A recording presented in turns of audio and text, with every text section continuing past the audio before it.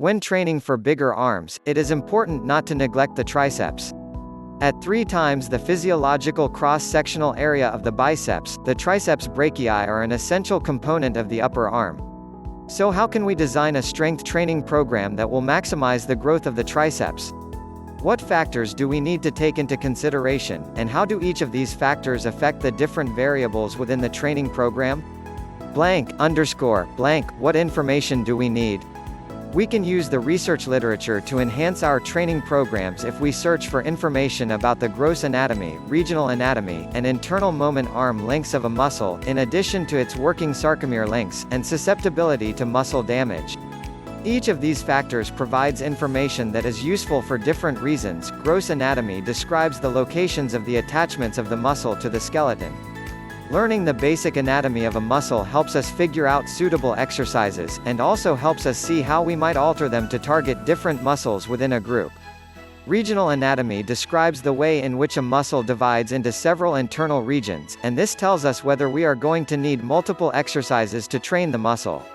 The internal moment arm lengths of a muscle determine its leverage on the joint, and therefore its contribution to a joint moment, relative to other agonist muscles.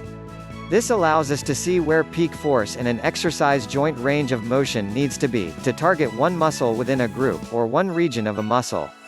We can alter the point where peak force occurs by our exercise selection and by our choice of external resistance type.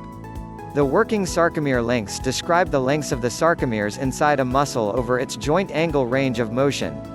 It allows us to see if the muscle can experience active insufficiency, and so will be trained poorly by exercises involving peak forces at very short muscle lengths, and stretch-mediated hypertrophy, and so will be trained more effectively by exercises involving peak forces at very long muscle lengths. The susceptibility of a muscle to damage is how easily a muscle is damaged by a workout. It is affected by muscle fiber type proportion, its level of voluntary activation, and the working sarcomere lengths of its muscle fibers. The amount of muscle damage that a muscle experiences after a workout is the main determinant of the frequency and volume we can use for training it, and it also influences our choice of exercises: single joint versus multi-joint, single limb versus multi-limb, and full versus partial range of motion. _1. Anatomy. The triceps brachii is a surprisingly large muscle group that is found on the rear side of the upper arm, and lies adjacent to the humerus, the upper arm bone. In the majority of individuals, this muscle is made up of 3 heads: the medial head, the lateral head, and the long head, although a 4th head has been observed in some cases. The 3 heads of the triceps brachii have different origins. The origin of the medial head is on the medial posterior side of the humerus, while the origin of the lateral head is on the lateral posterior side of the humerus. The origin of the medial head is also lower on the humerus than the origin of the lateral head. In contrast, as the only 2-joint muscle of the group, the origin of the long head is on the infraglenoid tubercle of the scapula, which is at its most lateral point and on its inferior surface. Each of the 3 heads of the triceps brachii insert on the ulcranon process of the ulna, a forearm bone, ultimately reaching the same point, although the tendon of insertion of the medial head is deep to the other 2 heads. The insertions also differ insofar as the medial and lateral heads insert onto the medial and lateral sides of the ulcranon, and insofar as the tendon of the lateral head continues onto the lateral and proximal aspect of the ulna. It is often assumed that all 3 of the triceps brachii heads are innervated by the radial nerve, which splits into 4 branches to innervate the long head, the distal medial head, the lateral head, and the proximal medial head. The radial nerve is one terminal branch of the posterior cord of the brachial plexus, while the axillary nerve is another. Nevertheless, some research has found that the long head may be innervated by the axillary nerve, at least in some individuals. Similarly, it is likely that the medial head may be innervated by the ulnar nerve in some individuals. Such differences in innervation between the heads would allow them to be controlled separately from one another. The triceps brachii is the sole elbow extensor muscle group, making it fairly easy to target. Indeed, the muscle seems quite active in single-joint elbow extension exercises, such as the triceps extension, and also in multi-joint shoulder flexion and elbow extension exercises, such as the bench press. Given that the long head of the triceps brachii is a two-joint muscle, and performs shoulder extension, it is possible that it could be less active during multi-joint shoulder flexion and elbow extension movements like the bench press than the other two heads, since any force produced by the long head could act as an antagonist at the shoulder. Indeed, the long head does seem to contribute to shoulder extension, which is likely why the triceps brachii overall is recorded as active during the pullover exercise. However, the contribution of the long head to shoulder extension depends upon its leverage relative to the internal moment arm lengths of the other shoulder extensors, and seems to be quite small. Moreover, its internal moment arm length seems to be greatest at high degrees of shoulder elevation in the pullover position, and smallest in low degrees of shoulder elevation in the bench press position. Therefore, it seems most likely that the shoulder extension function of the long head will not interfere with its contribution to elbow extension. 2. Regional anatomy. There is little research available regarding regions within the triceps brachii heads in humans, as most anatomical studies have focused on the differences between the three heads. Some research has found differences in internal moment arm lengths between the proximal and distal regions of the medial head, and that is about all. Even so, some long-term strength training studies have found that muscle growth can occur regionally within the triceps brachii, such that growth is greater in the middle and proximal regions after training with the lying triceps extension exercise. Moreover, this exercise caused greater muscle activation in those regions during a workout.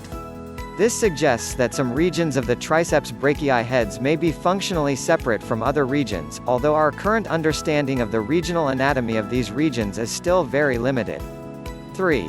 Internal moment arm lengths. The triceps brachii comprises two single-joint heads, the medial and lateral heads, and one two-joint head, the long head. All three heads contribute to elbow extension moments, while the long head also contributes to shoulder extension. Also, the contributions of each head to each movement are affected by both elbow and shoulder angles. Even so, the shoulder extension role of the triceps brachii is small, and can be largely ignored, but we cannot ignore the role of shoulder angle in altering elbow extension moment arm lengths. Effects of shoulder angle. The contributions of the triceps brachii heads to elbow extension are affected by shoulder angle. At low levels of shoulder elevation, arms by the sides, the long head is the main contributor to elbow extension. Yet, as shoulder angle is elevated, the medial and lateral heads of the muscle gradually become more important, although the medial head is the largest contributor when the arm is overhead. Practically speaking, this suggests that the long head can be best trained with exercises that involve peak force being exerted with the arms by the sides, shoulder extension. In contrast, the medial and lateral heads can be best trained with exercises that involve peak force being exerted with the arms elevated, shoulder flexion. This is in contrast to common bodybuilding wisdom, which suggests training the long head of the triceps brachii in its stretched position of shoulder flexion, arm above the head. Ironically, at this shoulder angle, the medial head is by far the greater contributor to the elbow extension movement. Effects of elbow angle. Many studies have assessed the elbow extension internal moment arm lengths of the triceps brachii, with varying results. Overall, it seems quite likely that triceps brachii elbow extension internal moment arm lengths increase with increasing elbow extension. A small number of studies have explored the ways in which elbow extension internal moment arm lengths change with elbow joint angle in each of the heads of the triceps brachii. These differences between heads are much smaller than the differences that arise with shoulder angle, but they do exist. One study found that the three heads reached peak internal moment arm lengths at varying points, with the long head reaching its peak at 30 degrees, the lateral head at 20 degrees, and the medial head at 15 degrees, with the result that the medial head displayed the greatest internal moment arm length at full elbow extension. Another study also found that the long head tended to display a smaller elbow extension internal moment arm length as elbow extension approached, albeit the joint angle range of motion measured was not close to full elbow extension. Yet, one study found a different result, with the lateral head displaying a smaller internal moment arm length at full elbow extension than the other two heads. Consequently, we might be able to marginally increase long head involvement in elbow extension exercises by exerting peak forces when the elbow is more flexed, and marginally increase medial and lateral head involvement in elbow extension by exerting peak forces when the elbow is more extended. Even so, this effect is likely to be quite small relative to the effect of shoulder angle 4. Working sarcomere lengths. The working sarcomere lengths of the triceps brachii do not seem to reach far beyond the plateau region of the length-tension relationship. When measured between 30 and 120 degrees of elbow flexion, where 0 degrees is full elbow extension, the long head of the triceps brachii remains largely on the plateau, while the lateral head works on the plateau and also on the early part of the descending limb. This suggests that the triceps brachii is quite unlikely to experience active insufficiency when working at short muscle lengths, because it probably does not work on the ascending limb. Therefore, training with partial range of motion exercises could be possible for this muscle, even though its long head is a two-joint muscle. Additionally, it suggests that only the long head of the triceps is likely to experience any stretch-mediated hypertrophy, and then only when working at its end range of motion. However, the internal moment arm lengths mean that the long head is least active when it is working in this range of motion. This is probably why most studies that have compared the effects of strength training with full and partial ranges of motion in the triceps brachii have reported no beneficial effects of the full range of motion, despite most studies in the quadriceps finding a beneficial effect. 5. Susceptibility to muscle damage. Research that has studied the effects of a standard workout on a number of muscle groups has found that the triceps takes longer to recover from a standardized workout than many other muscles. This might be expected, given that the triceps brachii is more fast-twitch than many other muscles, and the long head may be more fast-twitch than the lateral and medial heads. Also, the triceps brachii reaches high 94 to 96% levels of voluntary activation during maximal isometric contractions. This is noteworthy given that the muscle is actually quite large in comparison with many other muscles in the upper body. Even so, the triceps brachii may not be quite as easily damaged as some other muscles, because it operates mostly on the plateau region of the length-tension relationship. What is the takeaway? The triceps brachii comprises 3 separate heads, which can be trained with different elbow extension exercises. The long head can be targeted with exercises involving the arms by the sides, shoulder extension, such as standing triceps pushdowns. The medial and lateral heads can be targeted with exercises that involve peak contractions while the shoulders are elevated, shoulder flexion, such as overhead triceps extensions.